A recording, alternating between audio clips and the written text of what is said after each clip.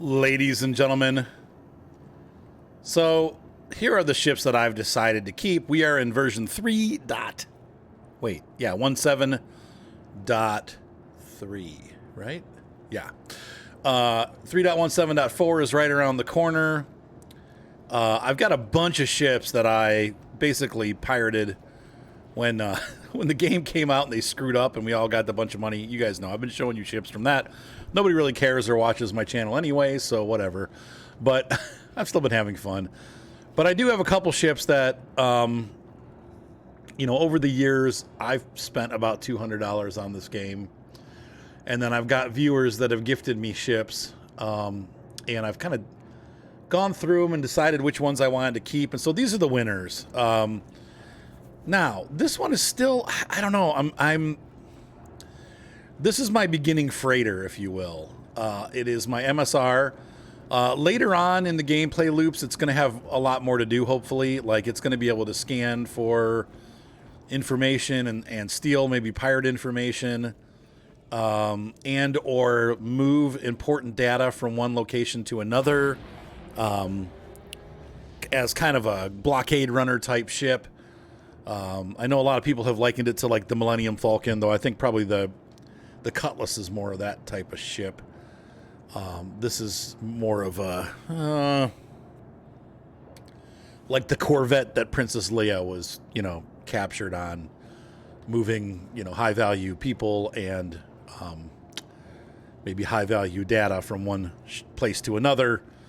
But we have the Mercury Star Runner is what this is, and this one is, like I said, on the totem pole of ships that I am definitely going to keep. This one probably will stay because I got it when it had 10 years of insurance. And that's really hard to give up a ship that has 10 years of insurance. Plus, it is really flexible. It's got the data storage thing. We got this. Hang on, and I got to turn the lights on. I haven't started the ship yet, so there we go. It's got this huge storage bay with a giant ramp. Anything, you can fit like 2 Ursa rovers in here. You can fit a rock. Any kind of the medium and smaller vehicles you can fit up here. I don't think it'll take a Centurion, but pretty much anything else you can fit 1 or 2 of in here. I know I've gotten 2 or 3 of the STVs. Is that what they are? It's got the PTV and the STV. I think we had 3 STVs in here. So it holds a lot of space. And it also carries 114 cargo, which is about the same as a Freelancer Max, but this is a much cooler ship than the Max. We'll take a tour around a little bit. I don't know that I've ever even really done a tour of the ship. I've shown you guys it before, but I've never really walked around it. So let's take a real quick tour. And once again, I'm pretty brief with these, but where's my lights?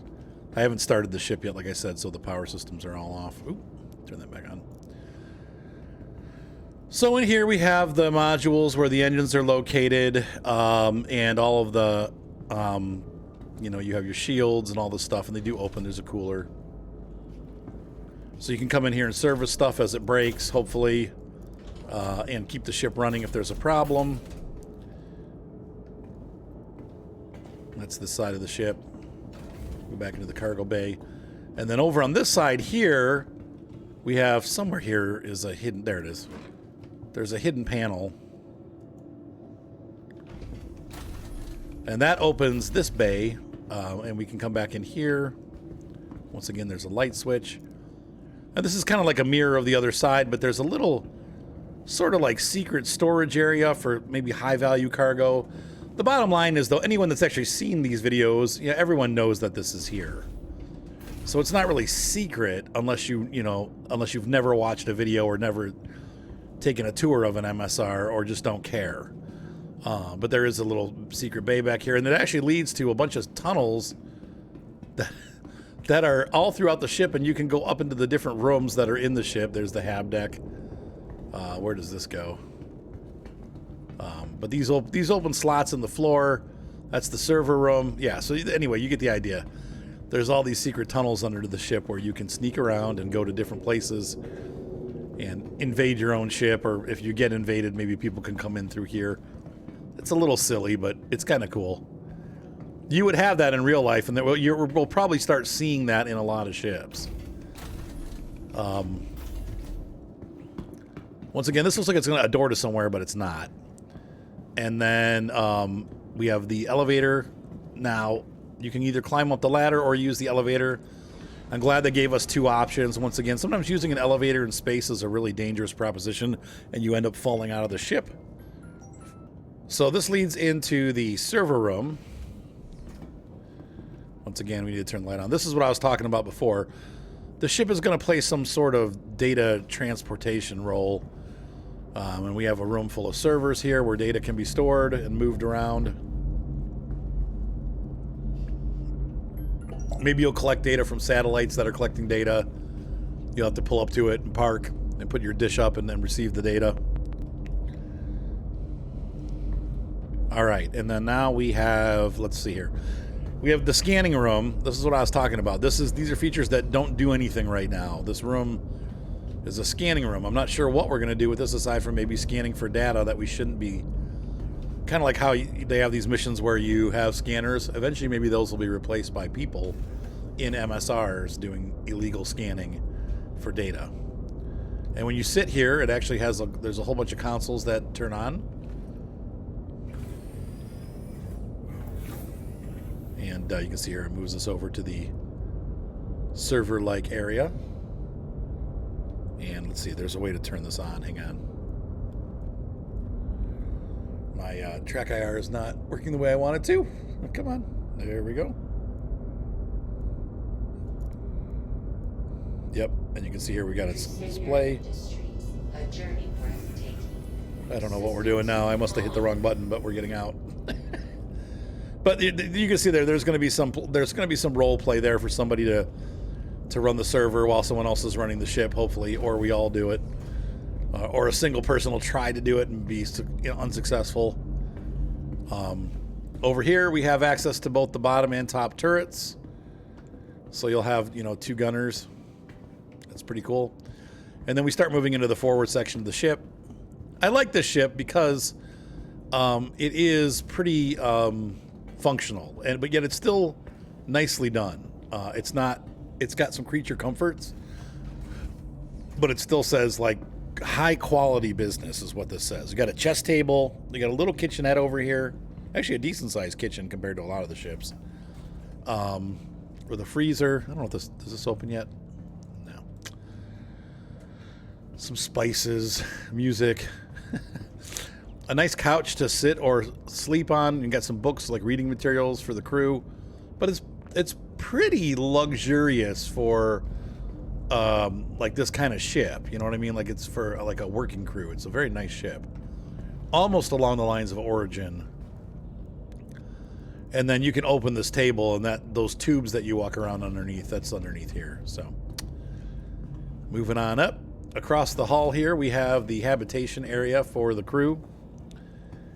And you can see this is a real nice area here. Very relaxing. I think it has two lighting schemes. Let's see. Nope. Just turn them on or off.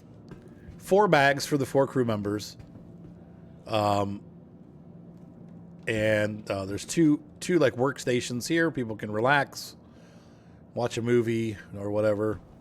And then we have 2 matching bathrooms, one on each side. And there's other ships that have bathrooms that are like this, pretty reminiscent. Small bathrooms, but they're functional. Here's their little toilet. Never seen a square toilet before that looks awfully uncomfortable. Shower, really small sink. Pretty tight quarters on the bathrooms. And then we have 3 beds. Now, there is no captain's quarters, so they're assuming that I think one person's going to be up all the time, it looks like. Or it's really designed to have 3 crew members, not 4. One person scanning, maybe one person operating the servers, and then both of those people jump on the turrets if there's a problem. But it seems like you'd want to have 4 people, a pilot, co-pilot, and then turret operators who also do scanning and stuff. So there's my teddy bear.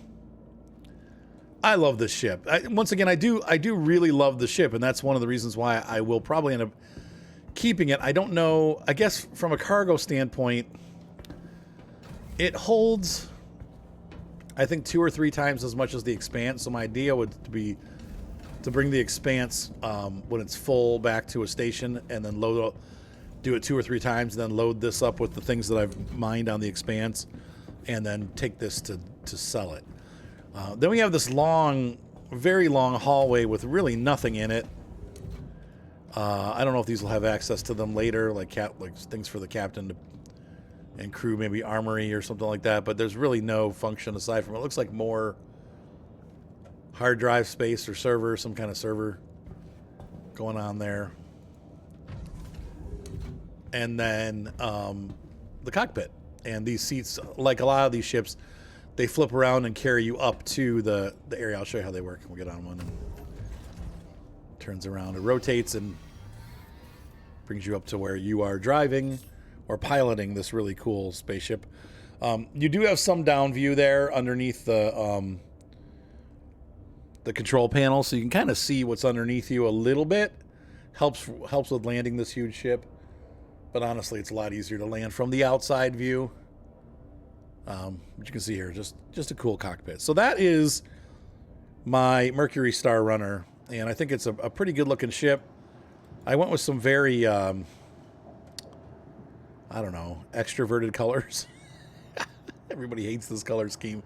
I bought it because I know nobody else has it. I've never seen another one with this paint scheme before. So there you go. It is all ugly, but that is the MSR. Let's take a look at my next pick. Now, moving up the list to the second ship that I think, you know, right now, and granted, this ship is considered to be like probably the meta, was what everybody call. To me, I'm an older guy. Those terms don't mean a lot to me, but this is kind of the standard for combat. This ship is pretty much the best at what it does.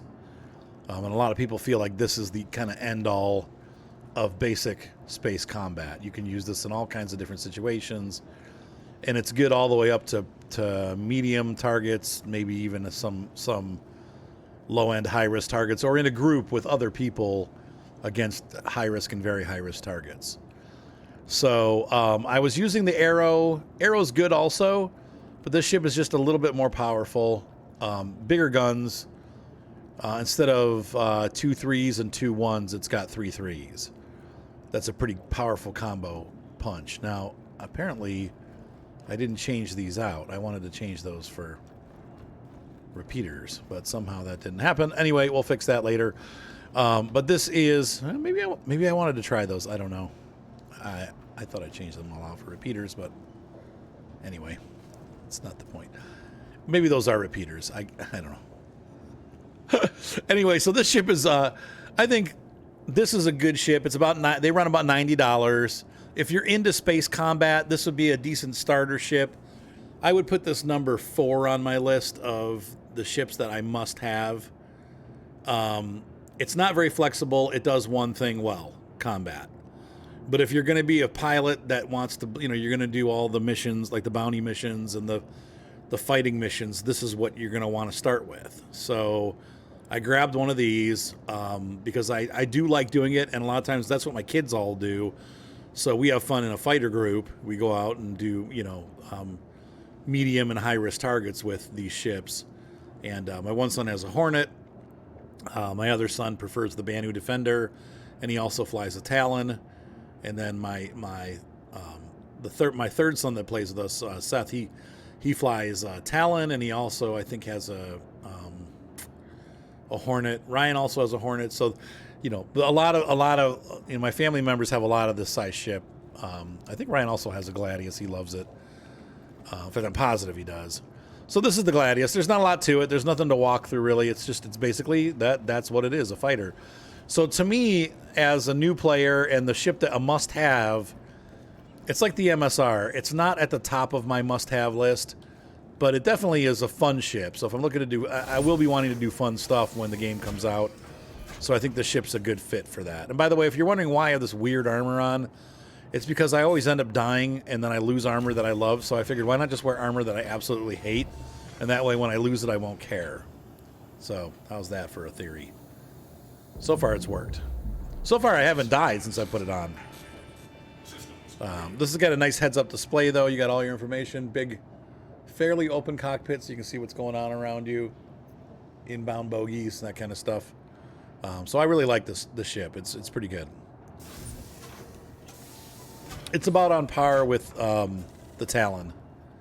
Like when I like the Talon too, but I think this ship monetarily is cheaper. So the Talon I think is what 115 or something like that. So this ends up being a little bit cheaper, like at 90 to 100 bucks somewhere around there. So that's why I went with that one. So there's the Gladius. Next. In my number 3 slot is a ship that I cannot show you because it is not here yet. I did buy an Expanse. Now, the other end of the Expanse, of course, is the Prospector. And it's an either or. The Prospector makes a ton of money, especially when used in combination with an MSR. But I think the way the game's going, it's going to be harder to make money using a Prospector necessarily by yourself. And the Expanse is going to kind of change the way things happen. So I think if I have an Expanse, I can probably get a bunch of different people to work with me that have Prospectors. I can say, hey, I've got an Expanse. If you have a Prospector, do you want to go out with me and let's make some money? And I think I'll find a lot of people that will join and do that with me. So, yeah, so that is the next ship. So then we're going to jump up to that number 3 on my list, or number 2 on my list, I guess. And then now we're going to take a look at number 1 and number 2 on the list. Vehicle selected. And yeah, I know. You're thinking, what? I'll tell you why, though. So be sure, I'm going to put the referral code in a pinned comment here in this video. Be sure to use my referral code if you join the game and you came there because of me, because I get gifts for that. I get bonuses from the company for that. And in this case, I got this motorcycle that I'll never use. But the motorcycle had lifetime insurance. So I took that motorcycle and I upgraded it to this ship. So this ship now has lifetime insurance thanks to you guys and your referrals. Now, what I am noticing is that I wanted to show you the mule in the back, and the mule is missing. So this is my number 1 ship. Why? I know, it's weird. I know. You're going, well, what on earth are you doing with this ship, and why would you pick this number 1 out of all the cool ships that are out there? And my answer to you is this: ultimate flexibility. Ship handles well. It's not a great fighter, but it's got 3 size 3 cannons, same as the Gladius. Now, with those cannons, I would put them into alternate fire mode. So it fires 1, 2, 3, 1, 2, 3, 1, 2, 3, 1, 2, 3, and you'll get a lot longer salvos. Right now I have it set up to fire all guns at once, and so it's like it only gets 20 shots, and then you got to recharge. That's a little scary, but after 2 or 3 salvos, you will kill a ship that you're fighting. Most medium-sized ships, I got jumped by a guy in a Talon, and I killed him. And the reason why is because this ship actually has 3 size 2 shields, I believe. I'll have to look that up. Hang on one second. I can't access the data, so don't hold me to it, but it does have 3 shields. I'm not sure what size. Now, a lot of people can't get past the landing gear. They're like, I don't like that landing gear because it floats. But actually, that's a boon. I mean, it's a real good thing to have it floating, because you can land in a lot of different places that you can't land other ships.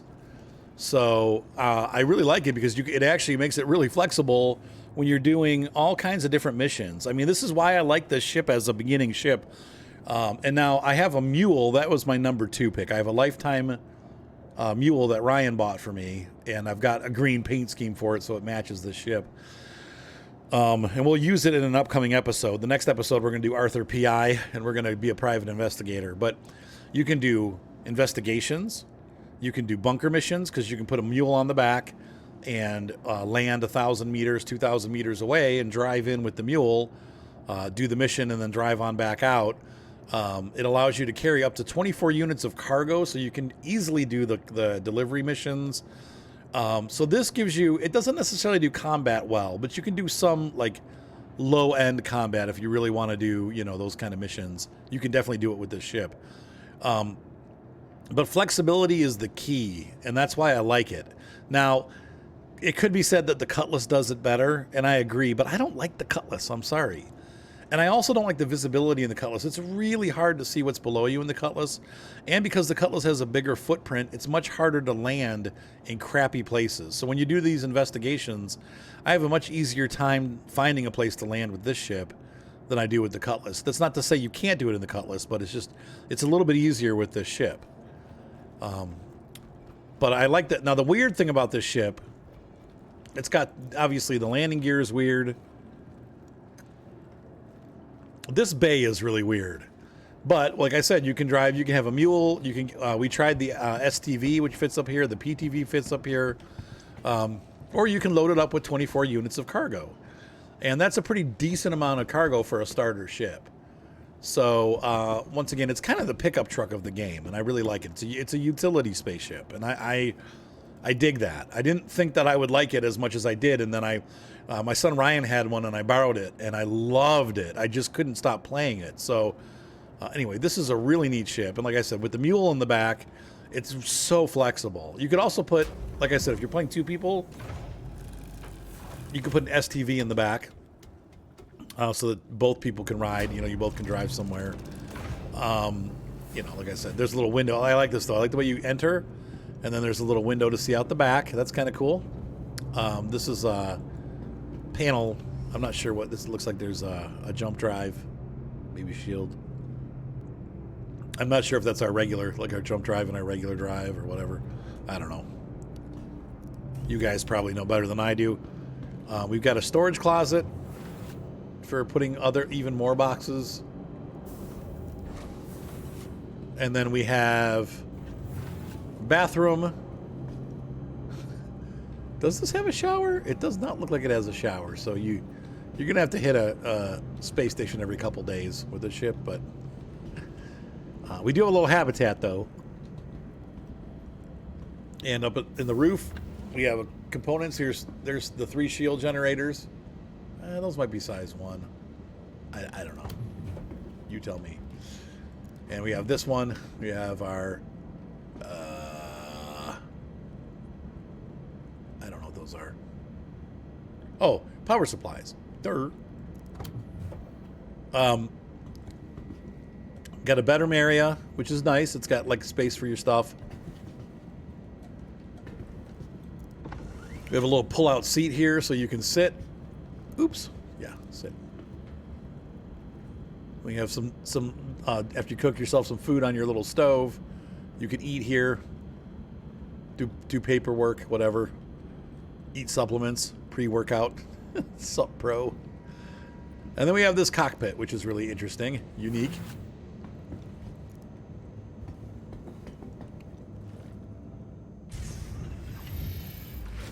There you go. And so I can envision myself when I start the game using this ship to do a lot of different little things. And honestly, for pretty much anything, going places, visiting people, and doing missions, I really think that this ship is so flexible compared to the other ships, and yet it's small enough to be considered a small ship. It operates like a small ship. I really like it. Like, I feel like it's a really strong ship. I love the downward visibility. Upward visibility is decent, but it's like flying a helicopter. You can see what's below you. You can, find a good landing spot without having to like go outside the camera. So just overall, I love the way this ship handles. I don't necessarily love the way it looks, but inside I like it. I think it's really cool inside. It's kind of weird outside, but I'm okay with that because the ship is really functional, and it's not supposed to be pretty. It's so ugly it's cute though. It's kind of, I don't know.